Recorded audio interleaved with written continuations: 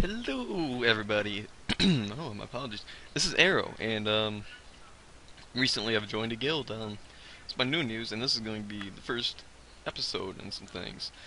This guild seems to be pretty hell-bent on, helping others, and seeing as how this is for more of a tutorial video than anything, I'm gonna go ahead and keep this PG and not swear. And by the way, hell-bent is not a swear, so don't worry about that. So, anyways, the first thing I'm going to cover in the tutorial is something that a lot of people, including myself, didn't understand. I found out a day before I joined this guild because I was looking through my production buildings, and I'll show you here. My production buildings, I don't mean blacksmiths. I mean, let me see if I can find them. Good buildings like these. Marble masons, dye works, stone mason, lumber mill, those kinds, right? So if you highlight them, you'll see boosted by tree checkmark. Or you'll see boosted by rock, and I was like, okay, well, trees, you can put those down right here in decorations, right? Where do you get rocks? So I spent an hour trying to find out where you get rocks. They're not talking about these trees or rocks. If you go to the continent menu, the one, like, when you fight people, you gain their land, or when you produce things, you get their land, right? We're talking about this, so as soon as it loads, I'll demonstrate for you. Okay, here we are. Still pretty laggy here. There we go. So, when you have these things, right, you got all this land everywhere, all of it. But we're going to focus on the Bronze Age first, because it's basically the same thing in all the other lands. And okay, when I say Bronze Age, I mean these four tiles.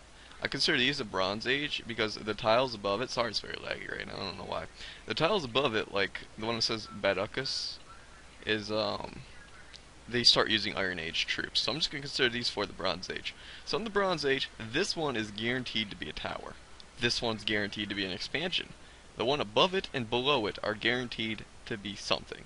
And when I say something, I mean you can get trees that boost your lumber mill, grapes that boost your vineyards, flowers that boost your dye works, rocks that boost your stone mason, and marble rocks that boost your marble mason. And if you highlight, the grapes, let's highlight the grapes here. It says, acquire this good to boost the following goods production. It says vineyard allows the production of wine. So, what that means is, if I go back to city here, instead of your usual yield, which is, if we go to build here, and maybe it'll tell me, I'm not sure, it might not. Here's hoping, though. Yeah, okay, it's not telling me, but the typical thing you'd get is 1 per 4 hours. Now you might notice I only have 2 of these buildings right here, my vineyard and my lumber mill, because I got trees and grapes. So generally when we're talking about producing things, it's not worth spending 4 hours and 100 coins and supplies to get 1 item. When if you do it with these, you might notice I'm getting 10. This is an 8-hour thing, so if you did this without having the boost, you get 2. So it's 1 per 4 hours unboosted and 5 per 4 hours boosted. So that could help out a lot. Now you might say, well, how do you get the other 3? And you can do that through trading, which, I mean, I guess I could cover in this video. But that's how the production buildings work. You want to do the ones that you get the boosts from, and you get the boosts from taking over land. And even if you show up that says, hey, you get grapes for this, but you don't take it, then you don't get the boost. Like if the province is still red because you didn't take one of the last provinces, say.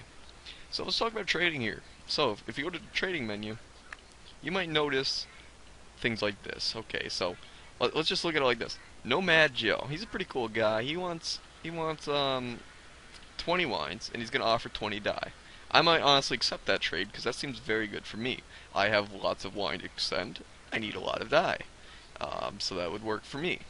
He's also saying I have 20 lumber and I need 20 wine. Okay, so Nomad Joe clearly wants wine. I believe it's to distribute it to the guild or something. I have no idea, but either way, he likes wine. So I'll have to see about getting that to him. Now you might notice the ones from like Wine Merchant. Now look at the let's just look at the trades here. Nomad Joe, 20 wines for 20 dye. That's a pretty fair trade, Okay, now the Wine Merchant will give you 1 wine for 10 dye. You have to give him 10 dye for 1 wine. That is a terrible trade. If you're going to trade, don't trade with the merchants. Trade with your guild members or your neighborhood people, like Axboy here. He's a friend of mine. You can see the rates here. So 10 lumber is what he's giving you for 5 stone. The rate is 2. That is honestly a really good trade, because typically what people do is they go 1-to-1 in the Bronze Age, and then like let's say you have one Iron Age good, then you trade that one Iron Age good for two Bronze Age goods. So I hope that makes sense to you guys.